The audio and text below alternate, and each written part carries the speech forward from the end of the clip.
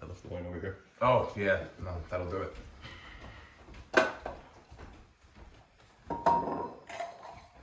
All right. First time February. We're back at it. We are. All right. What did we come up with this time?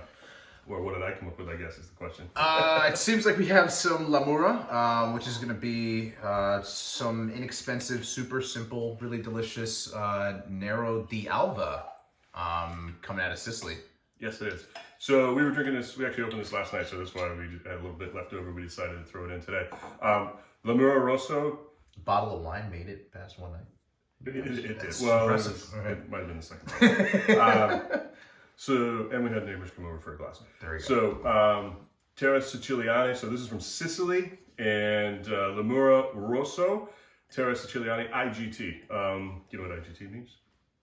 Yes. Okay, well, tell us. No. Okay. Go for it. Indicazione geografica tipica. Basically, it means that it's indicative. Indicazione. Mm-hmm. It indicates that it's from a certain geographical region. Right. Basically, you have IGTs all over Italy, and it's actually part of the EU wine labeling vernacular a little bit, I guess. Okay. And it simply refers to a tier of wine that is not necessarily the classic wines from those regions, Okay. but it is showing you that it's from a certain region and usually a certain grape variety, although in this one we don't have a grape variety listed. Rock and roll. So it's kind of that tier below what you would see like in other parts of Italy is the DOC or the DOCGT tiers, which are much more of sort of those classic wine regions like Barolo, Chianti, Barbaresco, etc. And so this is an answer that was addressed really back in the early 90s for wines that were being grown in places that they weren't always grown in. So sometimes people would bring Cabernet to Italy and it was, not always grown there. Right. And so there wasn't really an answer for these new wines in these places, but they were good quality wines. So you had to have a tier. So they created the IGT level There we go. in Italy.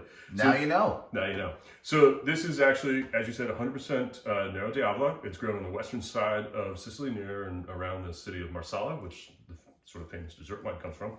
And what do you smell, Tony? I can tell you what I smelled last night in this glass. Lots of fruit. Nero di Avola. It's a warm region in Sicily. Nero di Avola throws off a lot of color, a lot of flavor, a lot of aromatics, and that's why I like it. What kind of fruit you smell?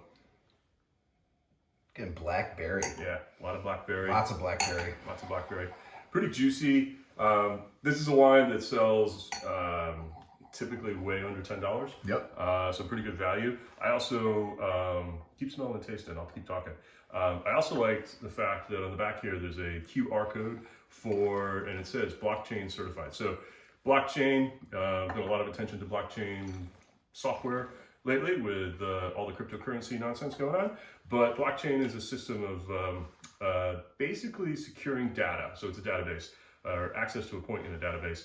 And so when you scan this, it brings you a website that shows you the information about the wines, and that's how I found out about it. So kind of a cool and modern technology aspect to this. It tells you when it was. It actually told me right down to the harvest date, the lot that it was selected from, and the bottling date and everything. So a good amount of information. Everything you need to know. Everything you really want to know. Vibrant, young, light, juicy. Yeah. That's crusher juice, man. That's great. Convenient screw cap also. Convenient screw cap for your crusher wines. I like that. 13% alcohol, so not going to kill you. We just had spaghetti and meatballs last night, and that seemed to be a pretty good fit for it. That probably would have worked with the Pizza Hut last night too. It would go great with pizza. Yep. Any kind of any night of the week kind of wine is what I call that. There you go. All right. Second wine, and this is actually the wine that I picked for first time February. This is from South America. Okay. It's from Garzon, which is in Uruguay. It's a winery in Uruguay. I have said this a number of times in the past year. I was supposed to visit this winery last March, just about a year ago. Hasn't stopped talking about it. Something happened in the world that caused me not able to travel last year. Small thing. So I didn't go play golf in Uruguay, but we do get samples, and this was sent in this week, and I wanted to bring this forward and give it a try for first time February because I was gonna say I know that these guys make some really killer wines, and their Albarino we actually have at the shop is super delicious and not something you'd expect to be coming out of Uruguay. No, traditional more of Northwest Spain. Yeah, absolutely. Does really well, and their Tanat Tonight. Well, speaking of tonight, good segue. There you go. This is the Garzon 2018 Balastro. Balastro actually refers to the soil. Did you know that? I did not. Oh, okay. Now I know. Ancient soils here, kind of sort of based on granite, which is, if I remember correctly, granite that was formed like 2.5 billion years ago. So really ancient soil. Super young. Super young. Yeah. in sun terms. Guess so. Yeah. So it, they make a big deal about this, and it comes from a very specific piece of vineyards that they have, and this is, I believe, their top-end wine. It is made from Tannat. In fact, it has a couple different grape varieties in it. 40% Tannat, 34% Cabernet Franc, 18% Petit Verdot, 5% Merlot, and 3% Marcellan, another sort of lesser-known grape variety, but one that pops up every now and then. What's interesting and what struck me is this is like all Bordeaux varietals without Cabernet Sauvignon. So here in Uruguay, they definitely have a focus on Tannat, which comes from southwest France. We're gonna taste one later on, actually, but it comes from the region of Cahors and Mataran and down south of that area. And the structure and the intensity and the focus of Tannat, especially in this area, usually is pretty good, pretty hefty, and that's what they use and kind of have made their grape in Uruguay, rather than say Malbec in Argentina or Cabernet in Chile. You're smelling it over there. What do you think? Definitely getting some. This is going to be a little bit bigger and bolder and more structured than our Nero d'Alba that we just had. IGT Nero d'Alba. Right. No, well, I would say right off the bat, we just opened this wine up, so there's a little bit of reductiveness. There's a little bit of that burnt match kind of thing going on from the sulfur that is on the top there. But then underneath that, you get beautiful fruit. This is not an inexpensive wine, so the expectations here is a very heavy bottle. I think we looked this up. It retails around $100 to $120. That's up there. That's up there. Yeah. So thank you very much to... Cheers. To I was going to say our friends at Pacific Highway Imports for sending us a sample, but yeah, pretty cool wine, huh? It's the first time I've had this. This is also the first time I've had this. I didn't know Garzon made wines at this level at all. Yeah, there's 19 regions. I guess they equate to sort of like states or provinces in Uruguay, and 16 of them produce wine.